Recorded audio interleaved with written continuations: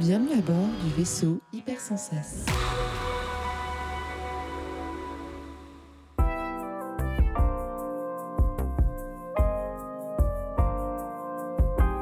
Hello everyone and welcome in 6388, the podcast talking about game design. I'm Zephyriel, and for my co-host of the show, I'm thrilled to welcome Théo Rivière, the game designer. Hello Théo, how are you? I'm fine, Zephyr. I was looking forward to see if you say 6388 in French, as we are used to, or if you go to 6488. So I'm glad you say it in English. It sounds great. Yeah, I just dive in English, so let's go for that. Theo, for the first time we record in English, you said it, and why is that? Is because our guest, this is the first guest we have for the international speaking, so we have the obligation to speak in English. And who is it, Theo? who is the person that we have in the show right now? I'm glad to welcome our first guest, who allowed us to speak with our beautiful French accent in English. But hello, Marvin. How are you? Hello. Thank you. I'm very fine. I'm glad to be here. And sorry to all the listeners that have to listen to this in English because my French is so bad. No, it's great. So, Marvin Hegen, I don't ask before, but I think it's Hegen. Is that right? It's Hegen. It's Hegen. I think it's difficult to pronounce outside of Germany. Yeah. Also, all the Americans have problems with it. So, Marvin Hegen, you are the game designer of Mindberg, First Contact. That the game is publisher is NerdLab-Games. This is your company. We will talk about that after. And the game is out in French in 2022. With a Kickstarter and by Yellow in 2023. That's correct, yes. So I suggest we dive directly in the main topic of the show. In the first step, we'll talk about you as a person. And for the first question, what did you do before became a game designer? What was your first job, if I may ask? So I was. I've done a lot of things in my life, actually. So I founded several companies in various different areas. But before I really became a game designer and publisher, I was working in the IT industry, actually. I was working for a Canadian software company and doing projects all over Germany for digitalization in the banking industry, in the pharma industry, and a whole lot of other industries. And I was a manager there and had a team of IT specialists that drove digitalization in Germany. And right now you're full-time between game designing and game publishing? Yes, exactly. Okay. Actually, I'm more on the publishing side than on the designing side at the moment. Okay. But I would hope to shift that in the future a little bit more towards the game design aspect more again. Oh, that's interesting. We'll talk about that after. But are you always been a board game player? Yes, but I would say I'm not the typical board game player that has 500 board games in a shelf or so. I'm more like the nerdy trading card game player that plays not so many different games, but that games extensively, Magic the Gathering or Keyforge or other games in that genre, physically and digitally. But I also play a lot of board games, especially with family and also with some friends. But not that I play all the games that have ever been printed since 20 years or so. Did you say Magic the Gathering and Keyforge because this is the game from Richard Garfield specifically, or this is a real life game that you like? Yeah, that are real life games that I like. So I've been playing Magic since 4th grade in school. That's wow. That's basically since when the game came out, and I never really stopped playing, and so was playing it for 25 years, still with the same kind of people. And this is definitely one of the games that had the biggest impact on my game design career as well. Okay, you are with the good people because Theo and me are players to Magic too. So I start playing the game in 94, 95 for my part. For you, Theo, when was it? I think it was around 2000. It was a period with the Onslaught block, like with Odyssey, Torment, then Onslaught and Legion. But definitely without Magic, I would not be a board game designer. So I'm glad to have a fellow magician with us. What was your first spark in the board games world beside Magic? I mean, the question is more like, what was the first spark for became a game designer? What was your first idea about that? Yeah, so I think one game that had maybe even a bigger impact on that than Magic is, for me, Dungeons and Dragons, because there you, at least as a dungeon master, you are the one that is creating the kind of game. Actually, you're creating the characters, the non-player characters. You create the whole environment, the setting, and everything. And it feels always a little bit like creating an own game, like mastering a dungeon, and so on. And that we played that when I was quite young, and I really loved the creative part of it. And yeah, that is basically has never gone. Also in my when I had a normal day job, I was also always missing this aspect of being creative, creating something new, building something from the ground up, and creating something that other people like, that they enjoy, that they can dive into. And I would say this was the biggest impact that of when I talk about games, this is the game that had the biggest impact. But I always thought it's pretty hard to get into for newer people, because it's like hundreds of rule books with spreadsheets and everything. So my initial idea was to create like a card game that has these role-playing aspects to it.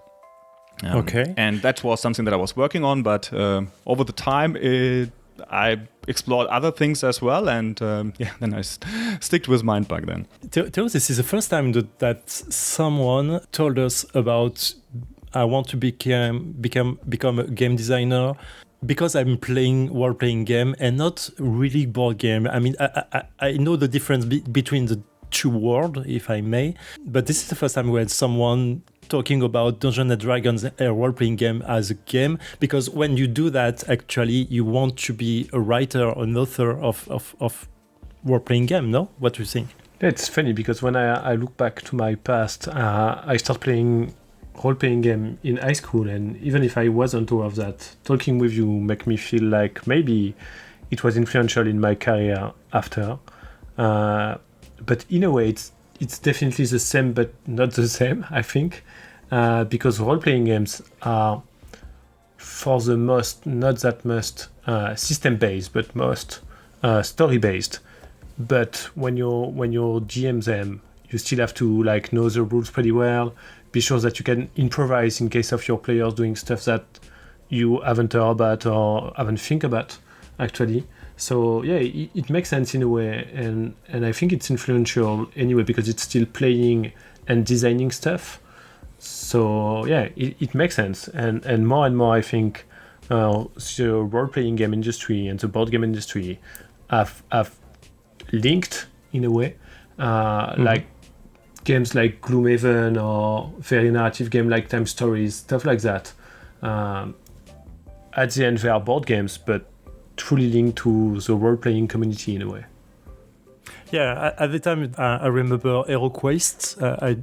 I think this is the same name in English and France, but it's kind of dungeon crawler game with good narrative stuff in it, very really near to Dungeons and Dragons.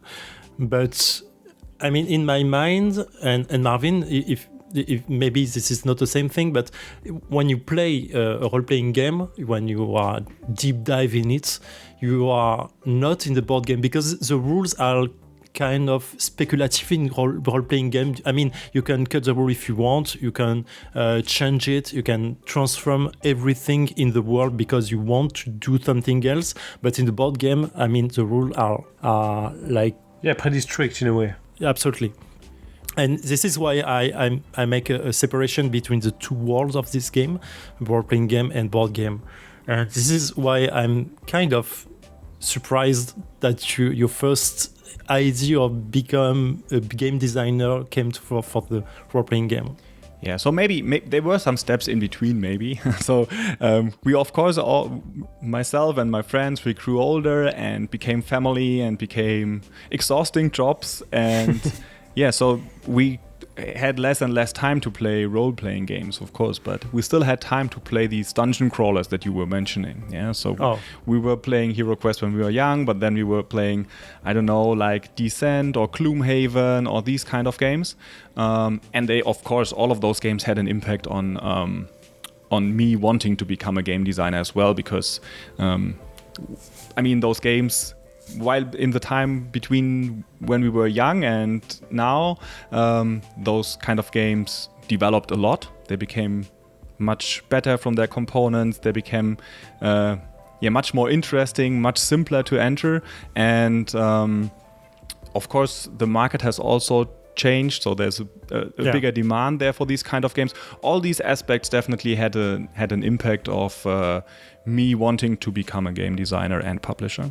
Have you ever, because you create Mindbug and you start with a Kickstarter, but before that, or maybe now, I don't know, have you ever submit a prototype of a game to a publisher? Actually not. Oh. So people have submitted prototypes to me now after we had some success with the Mindbug, but no. And what we were thinking about it, or maybe that's not completely true. We didn't put it to gave it to publishers before we ran the Kickstarter campaign, but after the Kickstarter campaign, we of course talked to publishers for international partnerships and so on. But before we ran the Kickstarter campaign, I never gave a prototype of mine to a publisher. No. Okay. And before Mindbug, with that, how many prototypes did you work on before Mindbug came what it is right now? It can be other games. I mean, this is not about Mindbug also. So I would say maybe 3 other prototypes for different games. So I know it's not that much. I know other game designers have much more games, but I have to say that it's also not. I'm not the only game designer of Mindbug. So a very big part of it comes from Christian Kudal, one of my co-designers. And I know that he, for example, he had another game signed with a publisher before Mindbug. So Mindbug is actually his second game that he signed, but the first one that came out, because we were quicker in publishing it than the first one that was signed. But classic. So he brought some, let's say, a little bit more experience than I had, but he was also quite new and not a well-known game designer with hundreds of prototypes under his belt. And so how everything starts? Like, who come first talking with the other guy about the prototype and the wheel of designing a new game? Yeah. So do you want me to talk a little bit about how Mindbug came to be and stuff? It would be perfect. Okay. Yeah, so when I decided that I actually wanted to become a game designer, I also thought about how this could become a full-time thing. Because for me, I wasn't super happy in the job that I was in. It felt a little bit meaningless to me, what I was doing there. So initially, from the very beginning, my plan was to do this full-time at some time in the future. And doing this solely by designing a game and signing it with a publisher, I knew that this would be very difficult. So either the game must be super, super successful, or I would have to publish quite a lot of games make this a full-time thing. So that's why it was pretty clear to me that it cannot be just the bright side of game design. There's also a bit of publishing work to be done if this should really become an alternative to my day job at that time. And because I knew that, I thought it would make sense to already build some kind of audience for that. And when I started with designing games, I also started at the same time a podcast about that topic. The NerdLab-Games podcast, and I was thinking that it would help me to, on one side, create an audience of people that might be interested in the stuff that I create later, and on the other side, I thought it would help me to get in the industry, to learn, get contact to people that are further ahead of me on that journey. And I thought I would have better chances to get in contact with them if I have an audience that I can invite them to talk to as an interview guest on my podcast. And that's when the podcast started. And I did a lot of episodes about game design in general and invited very successful game designers to my podcast. And at some point in time, I realized that many game designers are kind of designing their games alone in their basement or wherever, and sometimes it can feel a little bit lonely. And if you get stuck, if you are alone, it's pretty difficult to get out of that situation if you don't have like an accountability partner or someone or a regular playtesting group or someone that can help you to talk about a problem that might not even be that big, but can just give you some new ideas also. And can you relate, Theo? Yeah, a lot. I'm mostly co-designing, and I perfectly relate about what you said.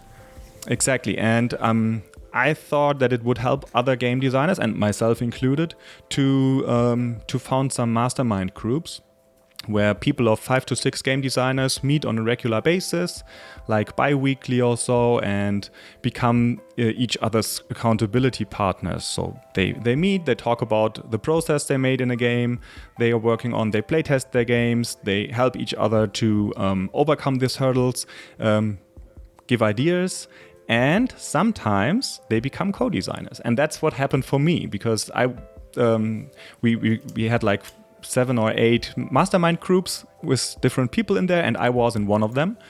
And Christian was a listener of my podcast and joined one of those mastermind groups.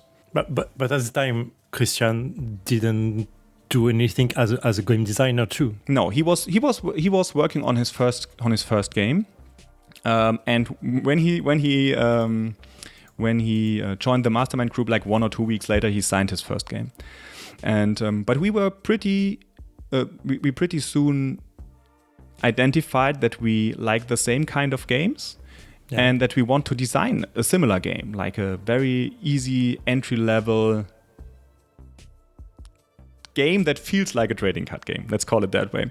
And we talked about it, and then we said we want to work on it together, and that's when we came up with the Mindbug.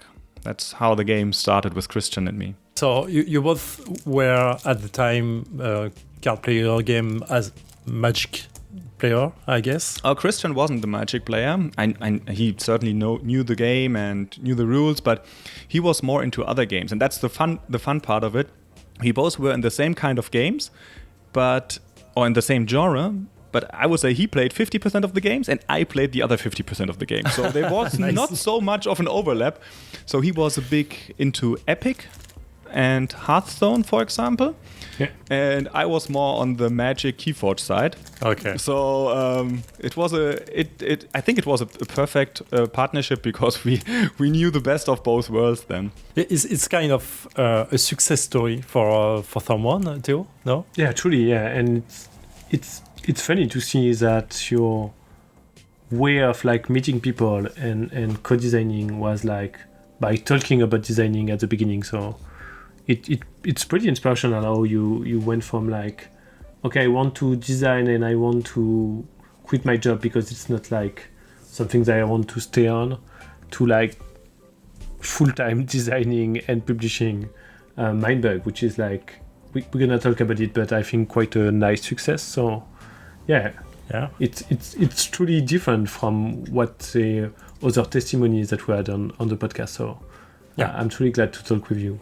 I have one question linked to that. Is so Christian is in Denmark, true? Yes. And you're in Germany, and at some point you bring, and we're gonna talk about that, Richard Garfield and Scarf Elliott, which are in the US, both of them. Did you have the opportunity to meet while designing the game, or everything was like remotely did? No, it was completely remote and completely digital. I met Christian. The first time I met Christian was at Essen Spiel 2022, when we had the first prototype of Mindbug. Before that, everything was purely via Discord and Tabletop Simulator. Okay, it's fun. It's truly different than my process. So it's very funny to see how it could be successful and how the new way of communication and of like designing and playing board games make this kind of thing possible. So. But maybe this is possible because Mindbug is kind of, don't take it in the wrong way, a game as simple as a card game, because you can easily process it via Tabletop Simulator and try it again and iterate, because this is only cards. But if you go on the kind of board game more complex, it will be more complex to test and iterate via Tabletop Simulator, no? I think it's certainly possible, but for sure, you're right. It's definitely more difficult because each iteration requires you to make longer changes, while we have only cards in there, and I mean you can upload a card there in a few seconds. So even while playtesting, you can do changes on the fly. Because we're talking about Mindbug, what was the baseline of the creation of Mindbug? I mean, playing card games without all the difficult way of playing Magic with mana, with stuff like that. What was the first? It is the mechanic side of the game, or it is the theme of the game? We did not start with the theme. So we had no theme at all in the beginning. We started definitely from the mechanical point of view. And the core design pillars for us were that we wanted to have a game that keeps everything we like and love about these trading card games without being a trading card game and without being as complex as most of those games are.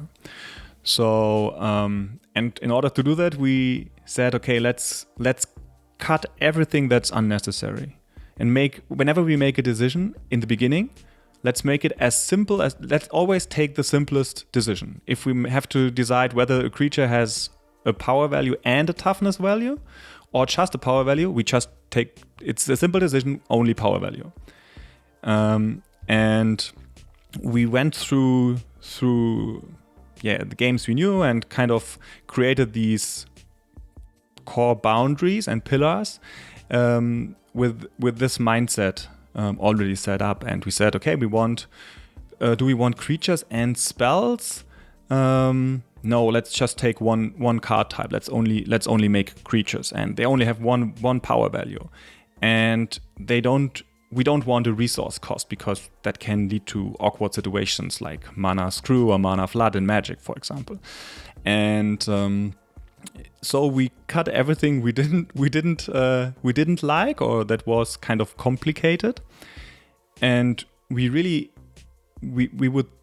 thought that we then have a starting point that would be extremely boring, and that we would have to add some of that stuff again to make the game interesting.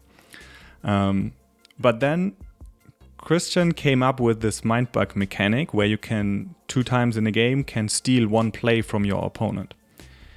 And I would say at this point we were a little bit lucky as well. I mean, Christian is a great game designer, but no one of us really were expecting how much impact these Mindbugs would have on the game design, because they solved almost immediately all the problems we had, and the game was kind of fun with this reduced complexity, much more fun than we were expecting at that design state, So we didn't have to put all these things we cut back in later.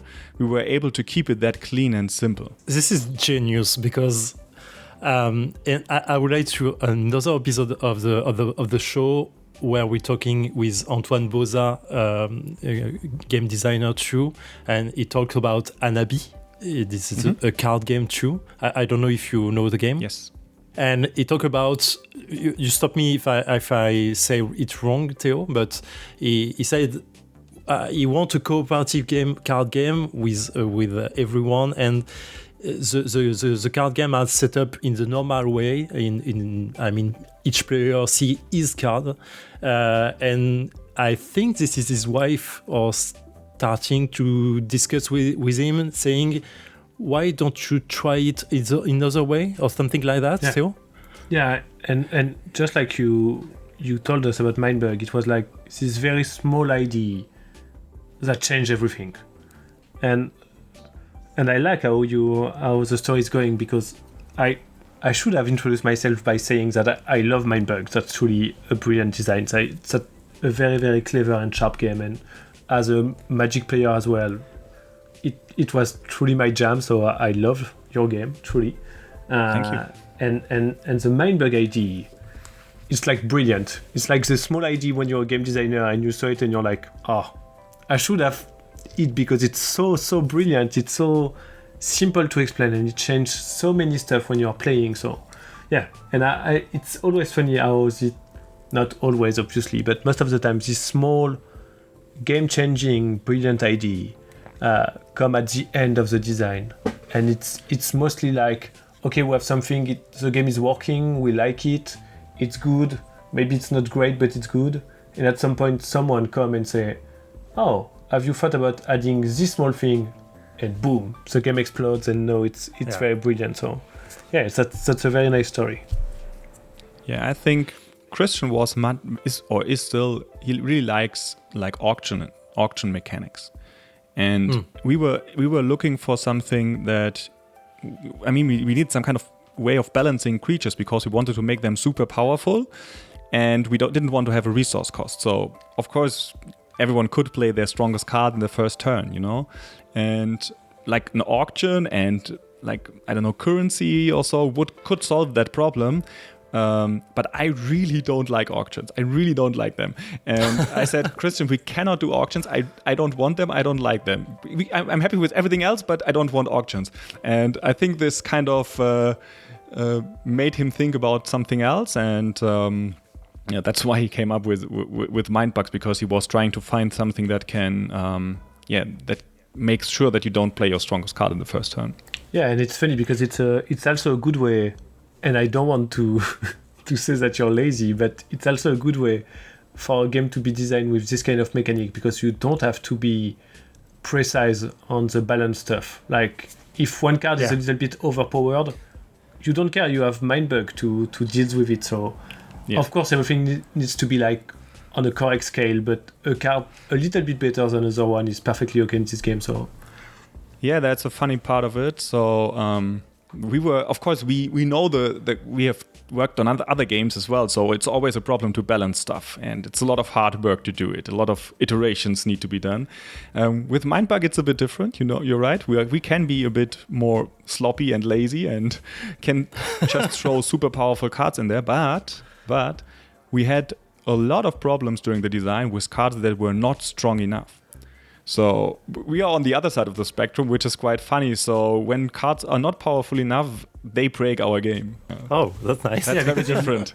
In other end, because you are not building your deck and you just take a stack of cards and you play, which is also a brilliant idea, because who want a big setup when you can just take a stack of cards and play? If all your cards seems to be too not that much powerful, it's going to be a disappointment for you. So yeah. I can understand that. Do you have any example of the game evolution since the first iteration of Mindbug? By the way, Mindbug, I mean the title, when it came off, became Mindbug? What was the name of the prototype at the time? The name of the prototype was Duelist. Duelist, which is of course very boring, but it was never intended to become a real product name. So it was just for us as a prototype name. And yeah, then we were thinking about different themes later. Once we had a complete working card set already, it wasn't the final cards, but it was working quite well, and we knew that this would become a real thing. I was mainly thinking about the theme of the game, and for me it was important to make it, since the game mechanics allow it to be more approachable than these typical trading card games.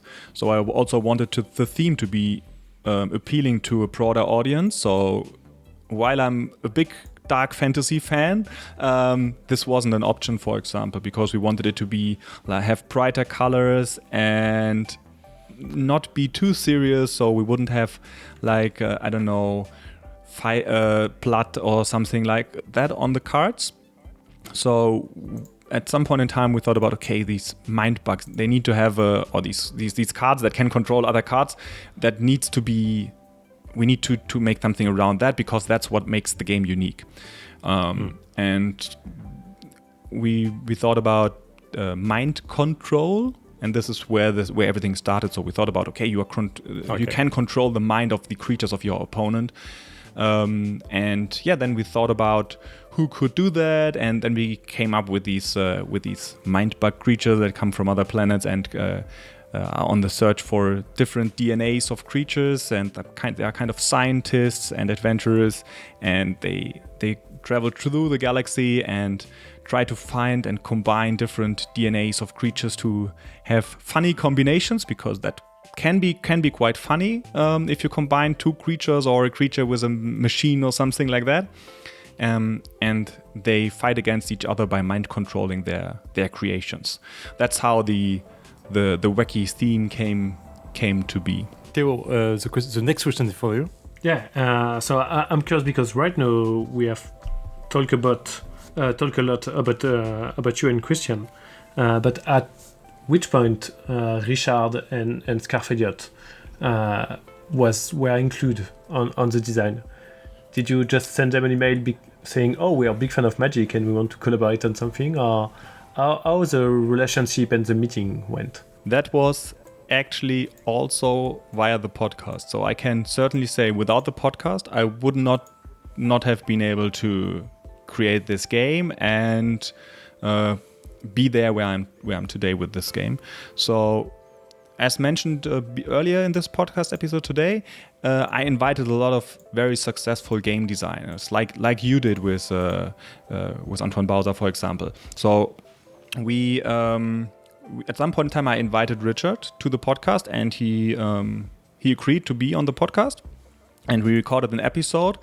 And at the end, I asked him to give us, or maybe I wasn't, not sure if it was at the end, but I asked him at some point on the podcast if he could give advice to new and aspiring game designers. And he said something like, you should never stop playing, play as much games as you can to learn from it.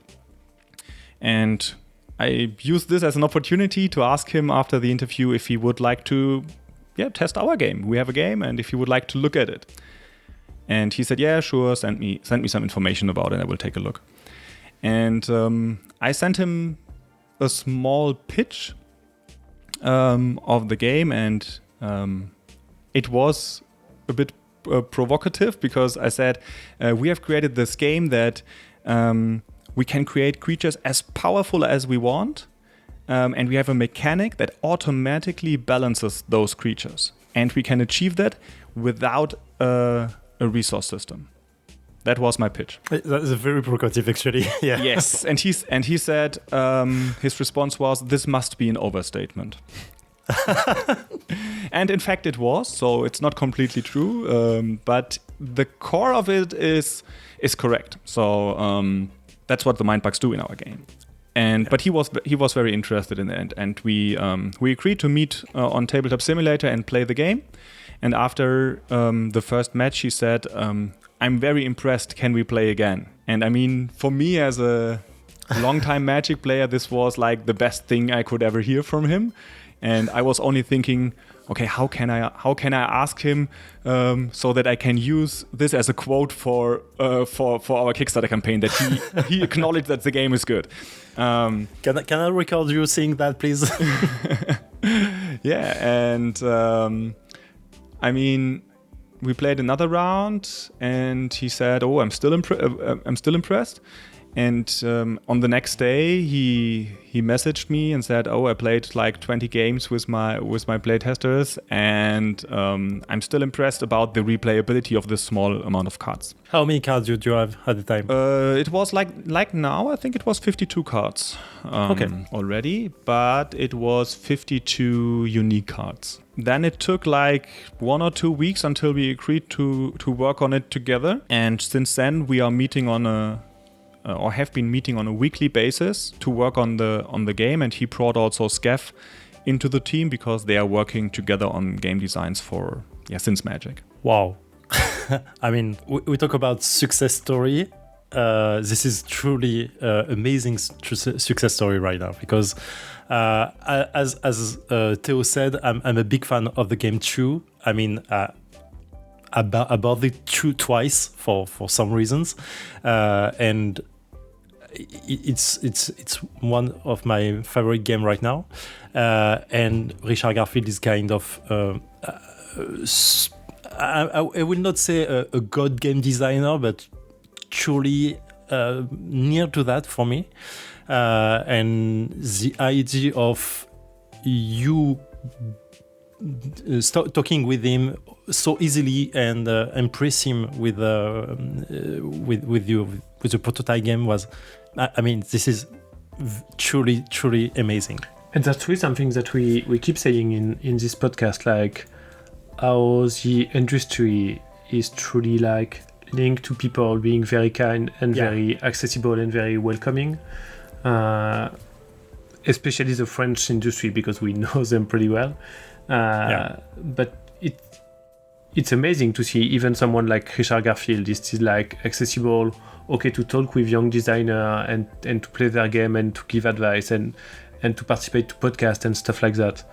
And yeah, it's very inspirational. I had the opportunity to meet Richard twice when I was working with Yellow.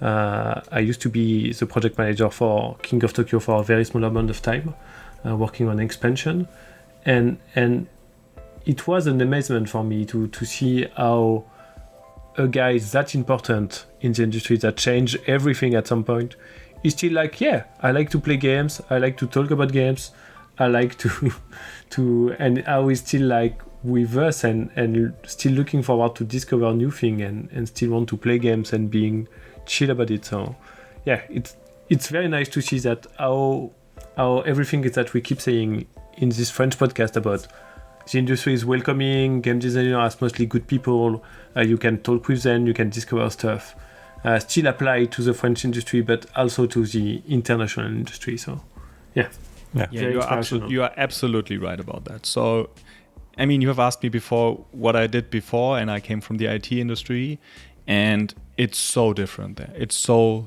different. And I'm now in the board game industry since, let's say, 3 years altogether. And I have yet to meet a person that is not friendly.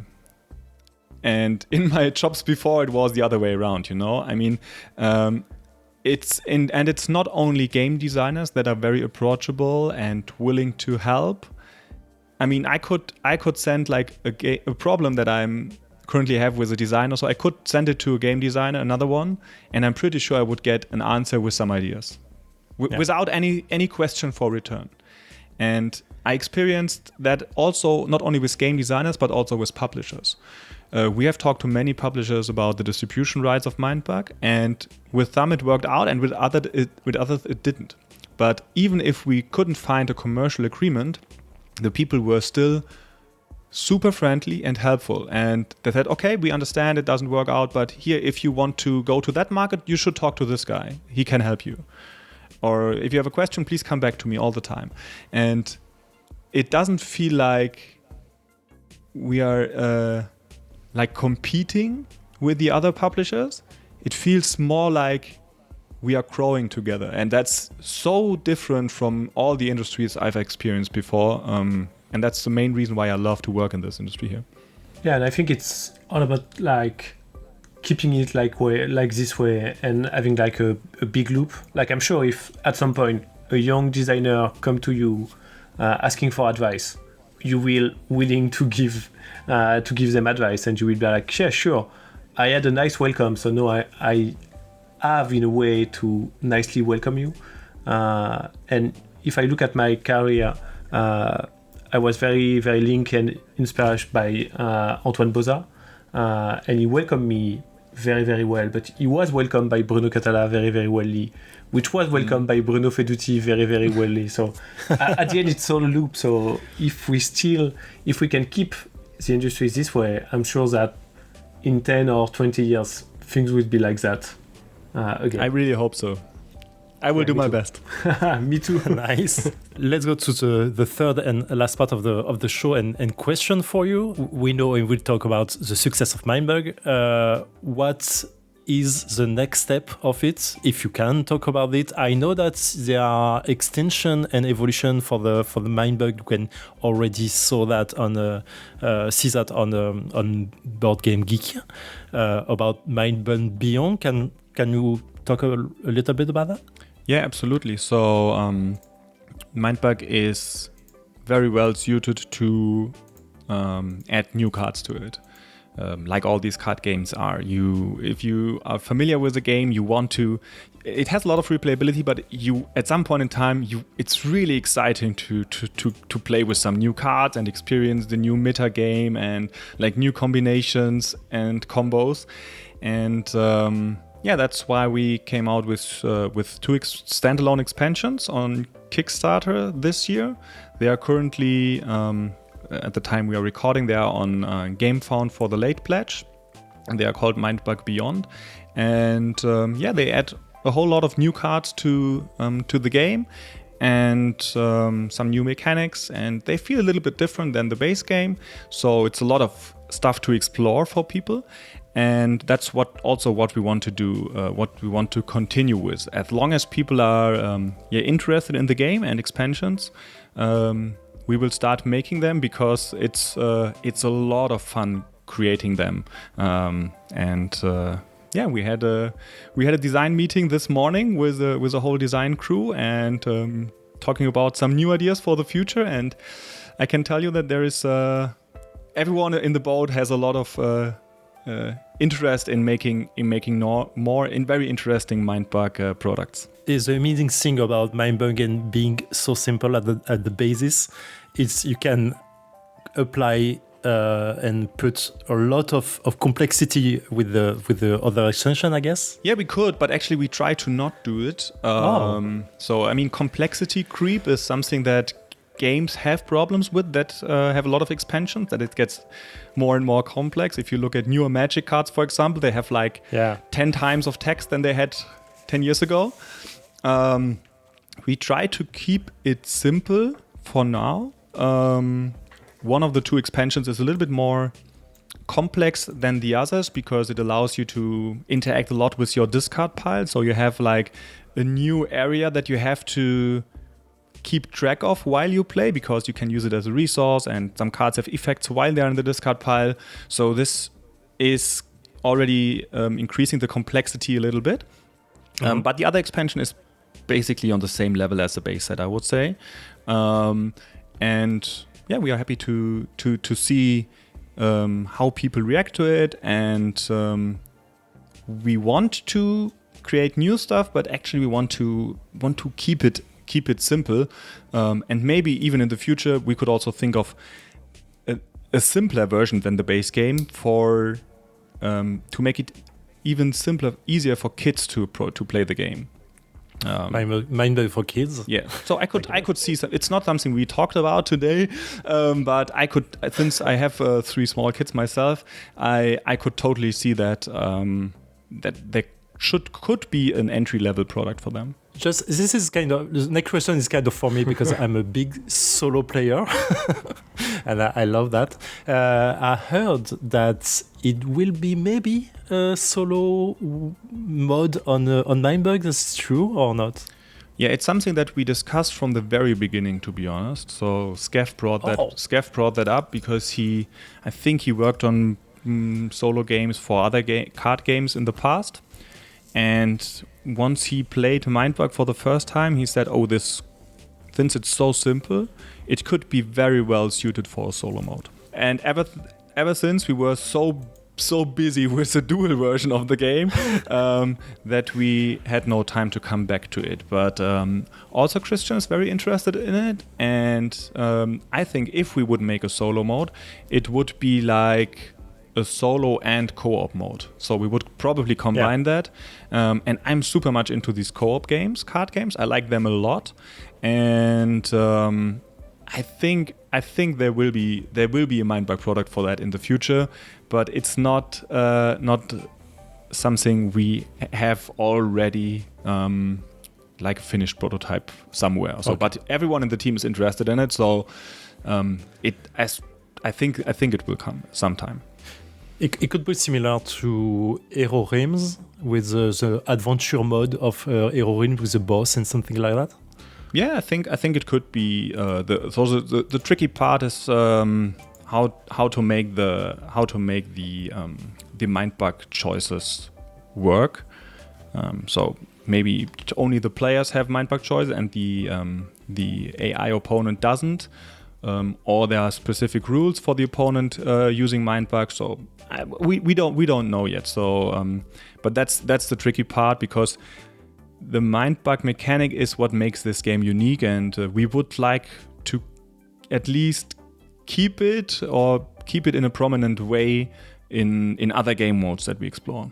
Is there any like other game on the menu for NerdLab, and if so, will all be designed by you and Christian, or are you looking for prototypes by other game designers, or what's the future for NerdLab beside Mindbug, if there is any right now? Yeah, so we currently have one other game that will come out very soon, but that's not our own game. We do just the German distribution and German version of it. Okay. This will be announced within the next 2 months, I think. But it's a cool one. I really like it. Is it a game that have been released like in other parts of the world and you are doing just the German version, or? Okay. Yes, exactly. And we have like 2 other games that are in development phase. And directly linked to Mindbug or something else? No, we have, on top of that, we also have Mindbug products in the pipeline. But those two games are new games. Okay. And let's say we have like a similar design group for those games as well. So there are some of the names of the designer names that you have seen on Mindbug, we will also see on these new games. Okay. Oh, intriguing. Yeah. Other question, Theo? Yeah. So if you design new games, do you accept prototype? Like, does our auditor or the game designer can reach you to submit you prototypes that will fit what NerdLab is doing, or? Yeah, sure. So yes, we accept prototypes. Our schedule is quite busy for this year and probably also the next year. So if someone wants to submit a prototype to us, feel free to do so. We look at it. We are happy about that. But it's not like we would be able to work on it immediately. We are a very small company. We're just a couple of people. We are growing and we want to grow. We want to become a bigger publisher with more than just one product, of course, because it's stupid to put all eggs in one basket. But we also don't want to grow exponentially because it's too risky. Yeah, so we don't want to publish like 10 games next year. So maybe 2 games next year, then maybe 3 in the year thereafter. Like a small growth is what we try to achieve with NerdLab-Games.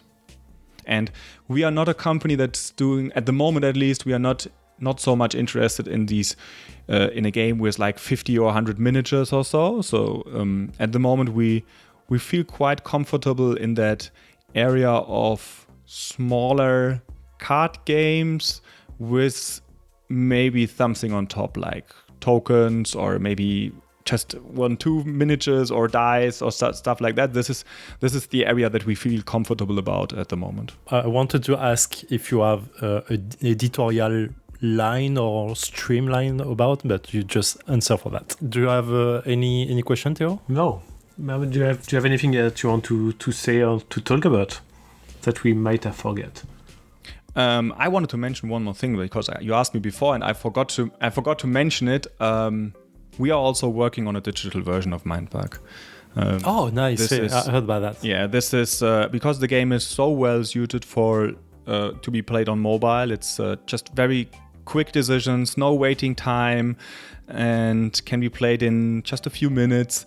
And you just have a few cards that you have to display on the small screens. So we are really excited about that one, and we hope to be able to release that game, sometime soon in the future. It's a lot of work, but it's also a passion project for us. If you need some tester, I'm available for that. I'm happy to give you some access for it. Yes. It was truly an amazing exchange. I'm sorry, I'm still on a little cloud right now because I'm so happy to discuss with you about all that. Thank you very much for your time. I don't know what say for outro of this show actually. So Theo. No. Thank you very much for like coming to our podcast and thank you to all people listening. Our mostly broken English with French accent. So.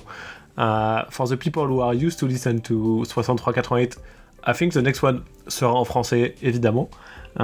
Et j'espère que vous avez réussi à nous comprendre et à comprendre ce que Marvin avait à nous raconter, mais on était très content de le recevoir.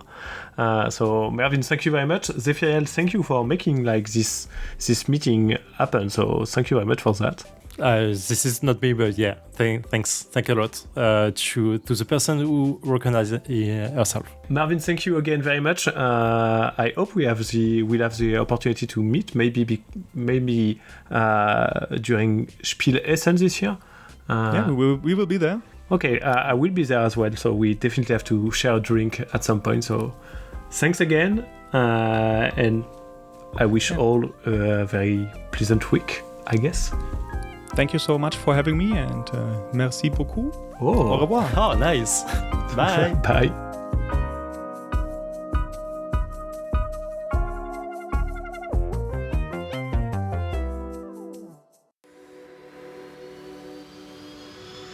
Fin de transmission.